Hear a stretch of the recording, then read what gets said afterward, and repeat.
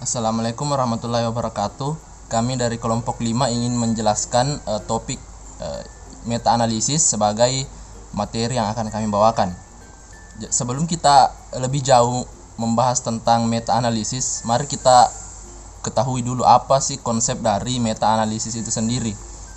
Jadi analisis meta mengacu pada proses integrasi hasil banyak penelitian untuk sampai pada sintesis bukti. Analisis meta pada dasarnya adalah tinjauan sistematis.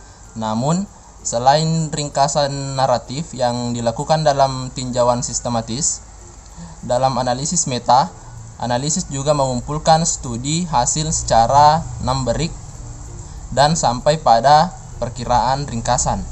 Nah, sedangkan apa sih pengertian dari meta-analisis? Jadi, meta-analisis merupakan suatu teknik statistika untuk menggabungkan dua hasil atau lebih penelitian sejenis sehingga diperoleh paduan data secara kuantitatif.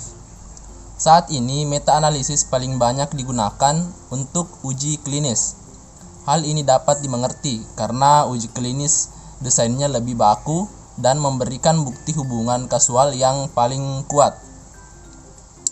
Meta-analisis juga dapat dilakukan terhadap berbagai studi observasional, namun akan mengundang lebih banyak masalah baik dalam metodologi maupun perangkat statistika yang digunakan. Karena bias lebih mengancam pada studi observasional dibanding pada uji klinis. Dilihat dari prosesnya, meta-analisis merupakan suatu studi observasional retrospektif dalam arti peneliti membuat rekapitulasi fakta tanpa melakukan manipulasi eksperimental. Selanjutnya, tujuan. Meta-analisis memiliki tujuan yang pada umumnya tidak berbeda dari jenis penelitian klinis lainnya, yaitu untuk memperoleh estimasi efek size, yaitu kekuatan hubungan ataupun besarnya perbedaan antar variabel. Yang kedua, melakukan intervensi dari data dalam sampel ke populasi, baik dengan uji hipotesis maupun estimasi atau interval kepercayaan.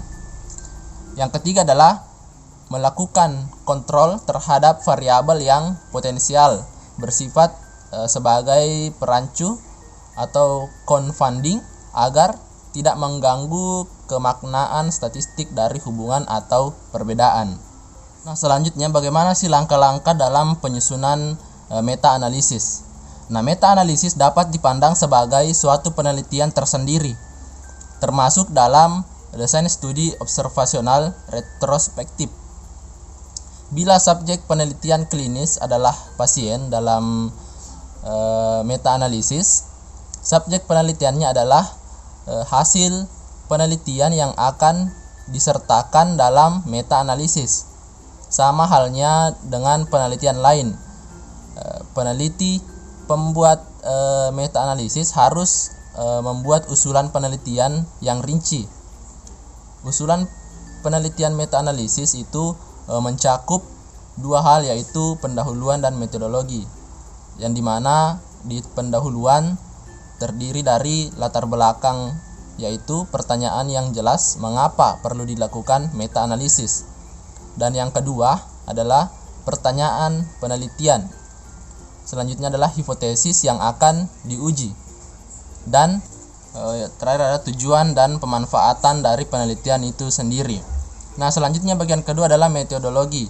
Di sini ada beberapa poin, yaitu pertama, kriteria pemilihan atau kriteria inklusi dan eksklusi untuk artikel penelitian yang akan disertakan dalam meta-analisis.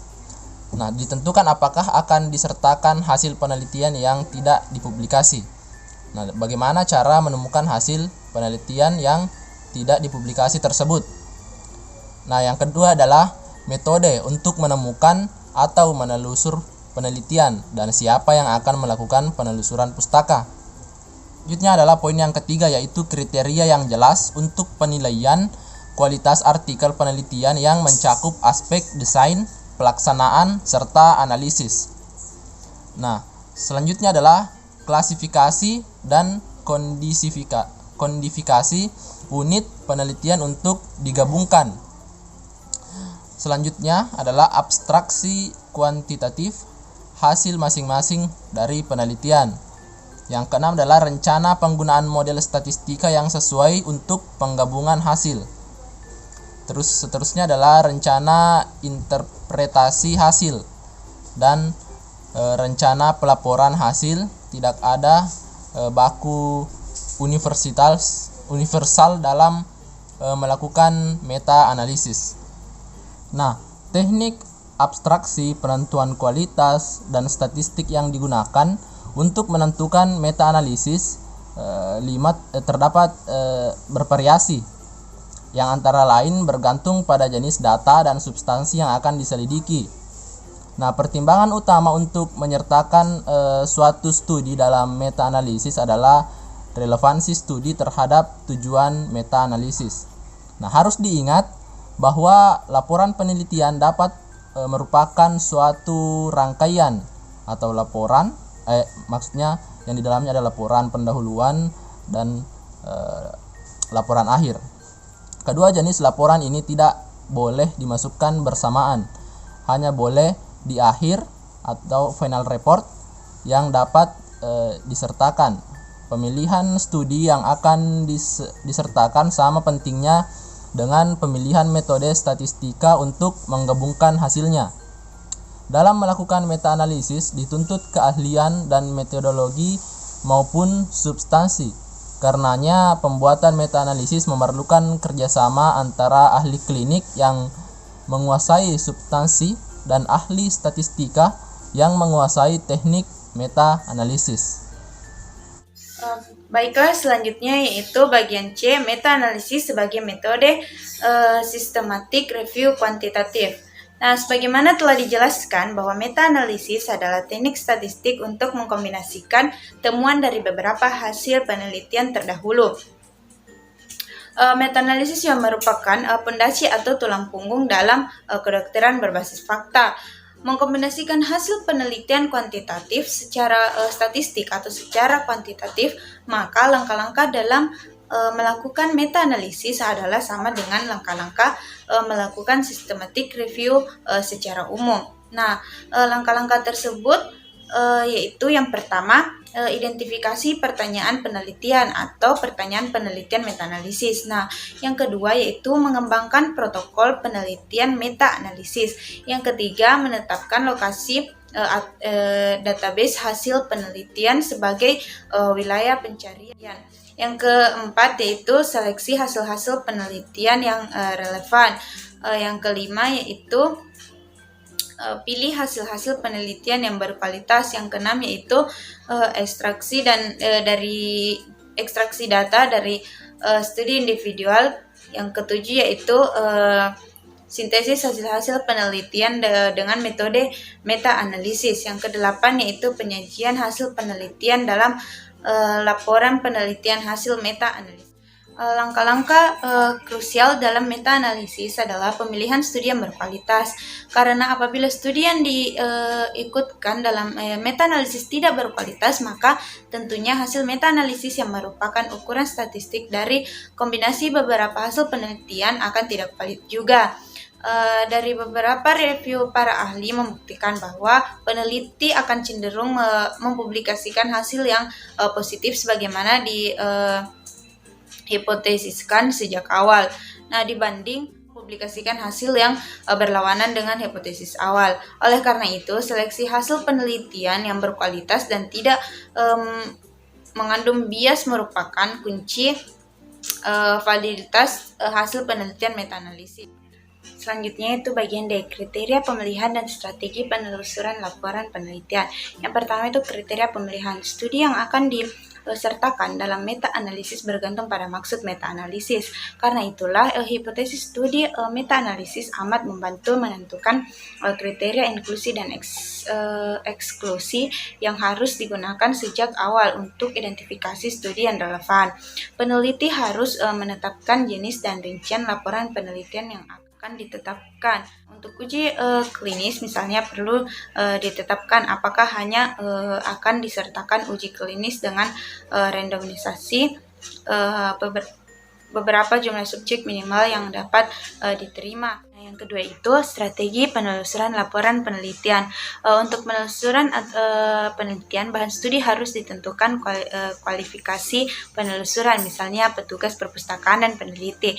Ini perlu ditentukan. Kenapa? Karena kualitas penelusuran sangat mempengaruhi jumlah dan jenis pustaka yang diperlukan.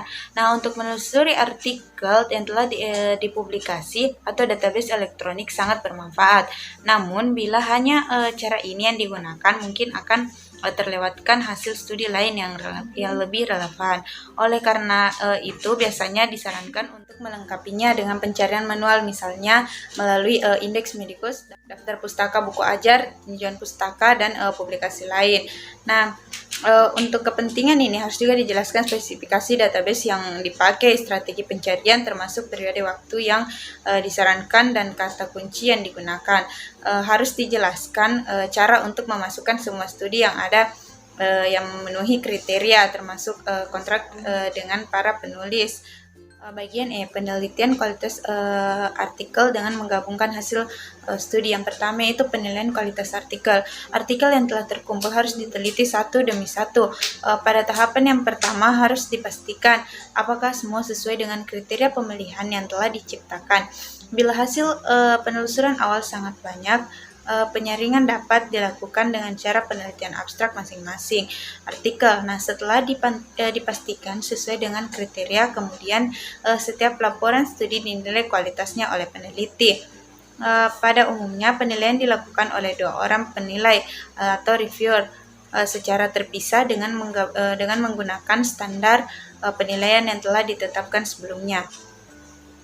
Yang kedua yaitu menggabungkan hasil studi. Penggabungan hasil berbagai studi merupakan langkah paling menentukan dalam meta-analisis. Dalam penggabungan ini diperlukan teknik statistika tertentu yang mengundang banyak beda pendapat. Nah, berikut ini diuraikan beberapa prinsip yang perlu diketahui dalam penggabungan hasil banyak penelitian. Perlu diingat bahwa dalam penggabungan hasil penelitian dengan jumlah subjek yang berbeda dengan kualitas yang berbeda tidak dapat diperlakukan dengan sama. Penelitian dengan jumlah subjek yang banyak dan yang berkualitas lebih baik harus mendapat bobot yang lebih besar. Terima kasih. Selanjutnya yaitu bagian F, penilaian heterogenitas dan penyajian laporan meta-analisis. Yang pertama, penilaian heterogenitas. Bagaimana bila hasil berbagai studi sangat heterogen? Dalam hal ini, maka kita tidak dapat langsung menggabungkan hasilnya. Ini merupakan suatu masalah penting dalam meta-analisis, dan belum ada cara yang definitif untuk mengatasinya. Salah satu upaya yang dapat dilakukan adalah melakukan uji heterogenitas yang jenisnya juga bervariasi. Mulai dari yang paling sederhana, misalnya uji kali 2 untuk data dan nominal, sampai penggunaan berbagai diagram atau plot. Bila uji heterogenitas memberikan hasil tidak bermakna, maka dapat dianggap hasil studi cukup homogen dan analisis statistika yang sesuai adalah fixed effect model. Bila hasilnya heterogen, maka random effect model yang diterapkan. Adapun kekurangan cara ini adalah power uji statistika menjadi rendah, sehingga gagal menunjukkan perbedaan yang bermakna meskipun perbedaan tersebut ada. Namun hasil yang heterogen, asalkan kualitas studi dinilai baik, tidak boleh diatasi dengan cara membuang hasil penelitian yang merupakan outlier atau amat berbeda dengan hasil lainnya. Bila yang memberi hasil berbeda tersebut dibuang, maka yang lain juga harus dibuang. Perbedaan tersebut setidaknya menunjukkan bahwa prosedur yang sama dapat berbeda hasilnya bila dilakukan terhadap populasi, waktu, tempat, atau kondisi yang berbeda. Adapun yang kedua yaitu penyajian laporan meta-analisis. Seperti pada laporan lainnya, penyajian laporan meta-analisis mencakup pendahuluan, metode, hasil, dan diskusi. Hasil biasanya diawali dengan 11 karakteristik subjek penelitian. Dalam hal ini, berupa rincian tentang penelitian yang disertakan dalam meta-analisis. Biasanya disertakan tahun publikasi, karakteristik subjek, jumlah subjek, rentang usia, randomisasi, follow up, hasil akhir penelitian, dan data lain-lain yang relevan. Resume masing-masing penelitian dinyatakan dalam beda rata atau rasio berupa bujur sangkar dengan intervensi kepercayaan. Bagian G, manfaat dan kelebihan serta keterbatasan meta-analisis. Yang pertama, manfaat meta-analisis. Adapun manfaat meta-analisis ini ada 3, yaitu peningkatan presisi, berkurangnya ketidakpastian di sekitar perkiraan hasil, kekuatan ekstra, lebih cenderung menolak hipotesis jika ternyata salah, dan perkiraan heterogenitas, variasi dalam efek sebenarnya. Selanjutnya, kelebihan dan keterbatasan meta-analisis. Yang pertama, kelebihan. Adapun kelebihannya, yang pertama, meta-analisis mendorong pemikiran sistematis tentang metode, kategorisasi, populasi, intervensi, outcome, dan cara untuk memadukan berbagai bukti. Metode ini menawarkan mekanisme untuk estimasi besarnya efek dalam pengertian statistika. Yang kedua, penggabungan data dari berbagai studi akan meningkatkan kemampuan generalisasi dan power statistika. Yang ketiga, jumlah individu yang bertambah banyak dalam meta-analisis memberi kesempatan untuk interpretasi data tentang keamanan ataupun bahaya dalam tingkat kepercayaan yang lebih besar. Yang keempat, jumlah subjek yang besar juga memungkinkan untuk dilakukan analisis terhadap subgroup yang tidak dapat dilakukan pada penelitian aslinya, misalnya efek intervensi pada lelaki atau perempuan secara terpisah atau pada kelompok usia tertentu. Dan yang kelima, hasil meta-analisis dapat memberi petunjuk penelitian lebih lanjut, termasuk besarnya sampel yang diperlukan. Adapun keterbatasannya, yang pertama, karena masih dalam taraf pengembangan, masalah metodologi menjadi salah satu kekurangan yang harus diperhatikan bila kita membaca artikel tentang meta-analisis. Yang kedua, bias publikasi merupakan masalah yang mengancam pada meta-analisis. Meta-analisis yang hanya mencakup studi yang dipublikasi mungkin tidak menggambarkan keadaan yang sebenarnya, karena banyak studi yang hasilnya negatif tidak dipublikasi atau tidak diusulkan untuk dipublikasi. Adapun yang ketiga, perbedaan mendasar antara meta-analisis dengan jenis penelitian lain ialah bahwa pada meta-analisis telah dikumpulkan pilihan peneliti terbatas dalam menyertakan atau menyingkirkan studi-studi yang ada. Dengan demikian, besar sampel dalam meta-analisis sangat dibatasi oleh studi yang relevan dan yang ada. Adapun yang keempat, yaitu dalam meta-analisis, peneliti biasanya harus mengikuti metode yang dipakai oleh peneliti pertama untuk menilai hasil studi.